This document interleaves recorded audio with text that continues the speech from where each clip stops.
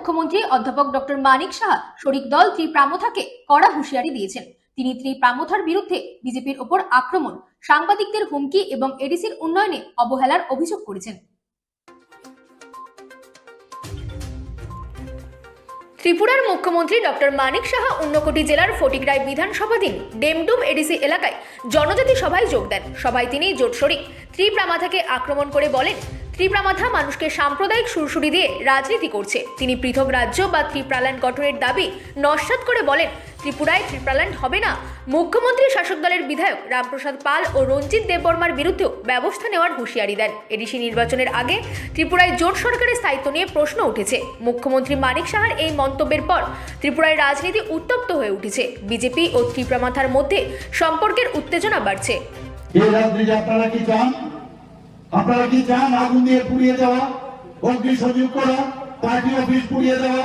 এই কমিউনিস্টরা যা করেছে এখন কোথাও সেই একই কাজ করছে। ওরা খালি বলবে যে ত্রিপ্রাসা। এই যে মানুষকে জাতিগত ভাবে একটা সাম্প্রদায়িক সুশুরি দিয়ে রাজনীতি, এছাড়া আর কোনো কিছু নেই। কি বলছিল? ত্রিপ্রাল্যান্ড।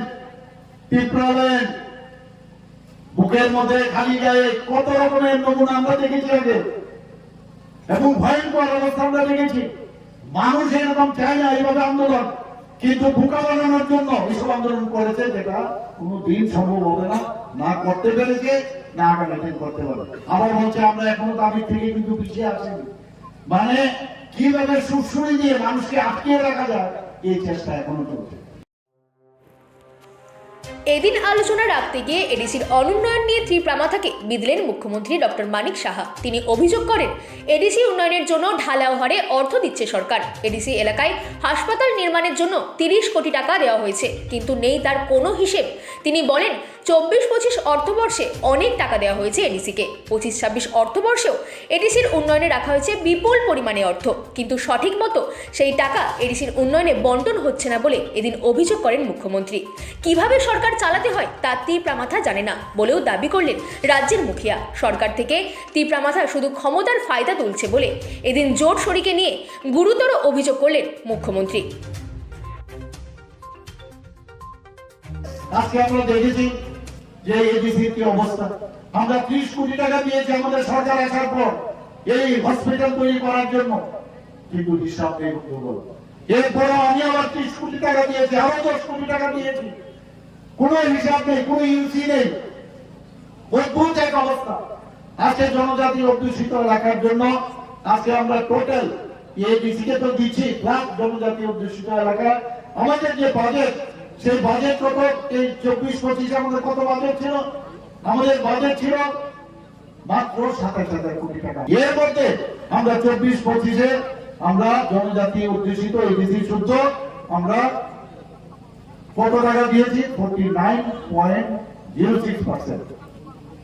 এবং এইবারের যে 25-26 অর্থ বছরে প্রায় 40%-এর উপরে আমরা যে বাজেট করেছি 25,000 কোটি টাকা, তার থেকে 40%-এর উপর হবে, কিন্তু প্রপারলি তার ডিস্ট্রিবিউশন নেই। মানে জানেই না কিভাবে একটা সরকার চালাতে হয়। আনন্দ হয় আনন্দ, সিকিউরিটি পাচ্ছে, ঘুরছে, এদিক সেদিক সবকিছু পাচ্ছে, খুব মজায় আছে। মানুষের জন্য যে কাজ করতে হবে সেই কাজটা ওনারা করছেন না। এডিসি শাসনের নামে লুট চালাচ্ছে ত্রিপ্রামথা। বক্তব্য রাখতে গিয়ে এদিন এমনই বিস্ফোরক অভিযোগ করলেন মুখ্যমন্ত্রী। তিনি অভিযোগ করেন, এডিসির শাসনের থেকে দেদার বিদেশ ভ্রমণ করছেন মথার নেতা মন্ত্রীরা। কোথা থেকে এসব অর্থ আসে? প্রকাশ্যে এই প্রশ্ন তোলেন মুখ্যমন্ত্রী।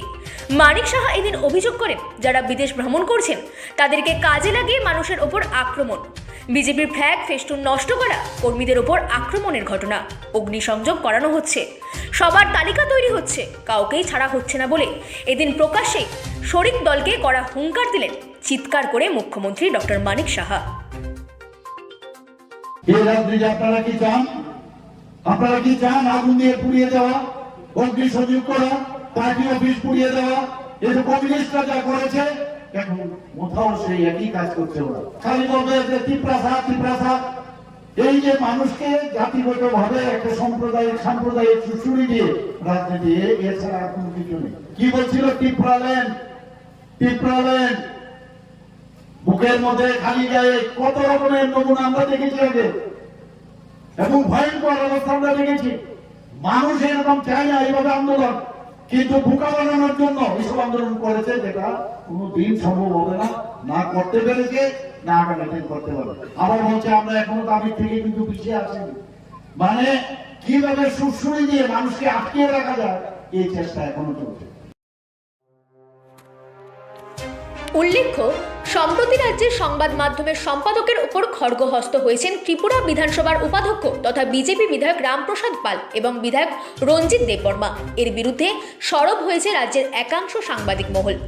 মামলা হয়েছে থানায়। অবশেষে এসব ঘটনা নিয়ে স্বদলীয় বিধায়কদের বিরুদ্ধে নাম না করে হুঁশিয়ারি দিলেন মুখ্যমন্ত্রী ডক্টর মানিক সাহা। এদিনের সভায় বক্তব্য রাখতে গিয়ে ত্রিপ্রামথার সুপ্রিমো প্রদ্যুৎ কিশোর দেববর্মণকে এক হাত নেন মন্ত্রী সুধাংশু দাস। তিনি অভিযোগ করেন, প্রদ্যুৎ কিশোর দেববর্মণের নেতৃত্বে বিজেপি কর্মীদের ওপর হামলার ঘটনা ঘটেছে ত্রিপুরায়। এদিন সুধাংশু দাস প্রদ্যুৎ কিশোর দেববর্মণকে মনে করিয়ে দেন, বিজেপি সরকার ত্রিপুরায় ক্ষমতায় আসার পর মহারাজা বীর বিক্রম কিশোর মানিক্য বাহাদুরকে সম্মান দেওয়ার কাজ করেছে। এর ফলশ্রুতিতে জনজাতি এলাকায় বিজেপির দলীয় অফিসে ভাঙচুর, অগ্নিসংযোগের কাজ ত্রিপ্রামথা করে চলেছে বলে অভিযোগ করেন সুধাংশু দাস। আজকে মুখ্যমন্ত্রীর নেতৃত্বে জনজাতি কল্যাণে যে অর্থ আমরা বরাদ্দ করছি, এগুলি কোনোদিন কেউ কল্পনাও করতে পারে না। কিন্তু দুর্ভাগ্যের বিষয়, যারা আজ জনজাতি এলাকায় তানসা বলে, তীব্রতার উন্নয়নের কথা বলে, যারা এখানে জনজাতিদের বোকা বানিয়েছে, আমি শুধু তাদের কাছে প্রশ্ন রাখতে চাই, বিশেষ করে সেই তথাকথিত রাজার কাছে আমার প্রশ্ন, क्या थानसा हमारे जनजाति भाई और बहनों को मार के आप थानसा करना चाहते हो? क्या जनजातियों को अत्याचारित करके, प्रताड़ित करके क्या थानसा बनाना चाहते हो? हम आज देख रहे हैं कि जो ट्राइबल लोग, जो जनजाति लोग तीव्रता पार्टी नहीं ज्वाइन नहीं करना चाहते या उनकी पार्टी के साथ जुड़ना नहीं चाहते, हम देख रहे हैं कि उनको मारने की काम, उनको धमकाने की काम ये तीव्रता के नेता और सुप्रीमो हमारे प्रद्युत जी के नेतृत्व में हर एडीसी एरिया में हो रहा है। आज महाराजा वीर विक्रम किशोर मानिक बहादुर, ना तो सीपीएम ना तो कांग्रेस, किसी ने उनको सम्मान देने का काम नहीं किया। हमारे सरकार आने के बाद महाराज वीर विक्रम किशोर मानिक बहादुर को सम्मान देने का काम भारतीय जनता पार्टी के सरकार ने किया, ये भी आपको याद रखना चाहिए। लेकिन परंतु हम क्या देखते हैं, हमारे जनजाति एरिया में भारतीय जनता पार्टी के जो कार्यालय है, उस कार्यालय को तोड़ने का काम तीव्रता के कर्मी लोग करते हैं, वहां पे आग लगाते हैं। जहां महाराजा वीर विक्रम किशोर मानिक बहादुर का भी जो तस्वीर रहते हैं, उसको भी जलाने का काम ये তীব্রতা के लाल मोता गुंडा लोग करते हैं। এদিনের সভায় মুখ্যমন্ত্রী ও অন্যান্য নেতৃত্বদের হাত ধরে বেশ কিছু ভোটার যোগ দেন বিজেপি দলে। সভায় 57টি পরিবারের মধ্যে 215 জন ভোটার সিপিআইএম এবং ত্রিপ্রামথা দল ছেড়ে বিজেপিতে যোগদান করেছে বলে অভিযোগ বিজেপির। নবাগতদের হাতে দলীয় কেতন তুলে দিয়ে তাদের বিজেপিতে স্বাগত জানান নেতৃত্বরা। বিজেপি এবং ত্রিপ্রামথা সুখের ঘরে অশান্তি লেগেছে অনেক আগে। জোটের অস্তিত্ব এখন দাঁড়িয়ে আছে খাদের কিনারায়। আসন্ন এডিসি ভোট এবং আগামী বিধানসভা ভোটের আগে মথা বিজেপির সংসার যে ভাঙতে চলেছে তা এদিন আরও একবার স্পষ্ট হলো মুখ্যমন্ত্রী সহ অন্যান্য নেতৃত্বদের বক্তব্যে। ত্রিপুরায় কবে ভাঙবে জোট সরকার, এদিকে এখন মুখিয়ে আছে বিরোধী রাজনৈতিক দলগুলো।